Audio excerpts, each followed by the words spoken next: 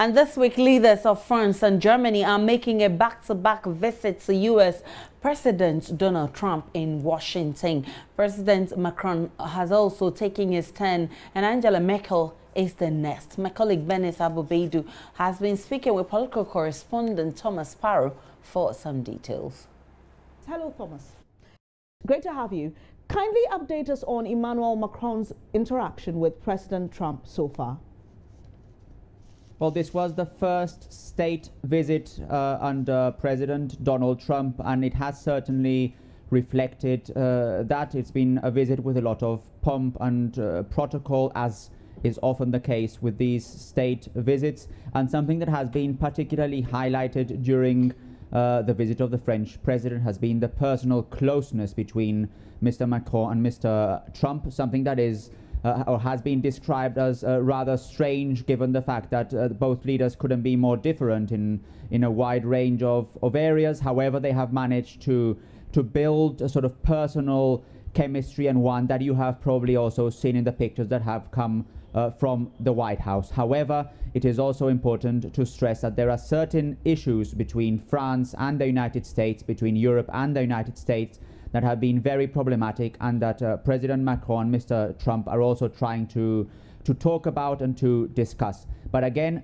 the sort of key focus, at least from the perspective that has come out of the White House, has been that personal connection between both leaders. Beyond trade, Thomas, what is on the agenda of the meeting between your Chancellor Angela Merkel and President Trump?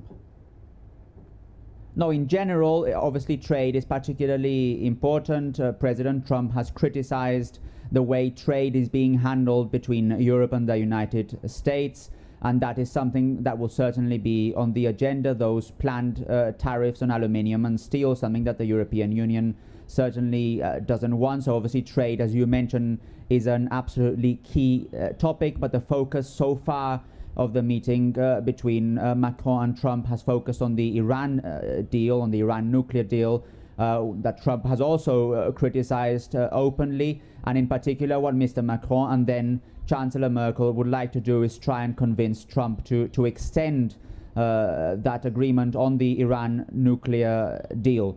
It's not something that will probably come out immediately out of these meetings. It's more something that will take some time, but the goal first of Mr. Macron and then of Chancellor Merkel will be to try and talk very frankly and very openly to Trump about why they believe that this Iran nuclear deal should continue. What they have stressed so far is that there could be improvements or changes on the deal, but what they do not want is the deal to be cancelled altogether. So we're talking here about first, obviously, trade, then the Iran nuclear deal, and there are also other issues that are important in the relationship between not only France and Germany and the US, but also the European Union and the US, namely security issues like Syria, for example. So there are a wide range of topics that are going to be discussed and that are particularly important, Bernice, because one thing is clear and evident: the relationship between the EU and the US, and specific countries within the EU and the US, such as France and Germany, which was previously rock solid, is now not so rock solid given the differences that exist between President Trump and the different European leaders. So briefly tell us about the political and business significance of these meetings.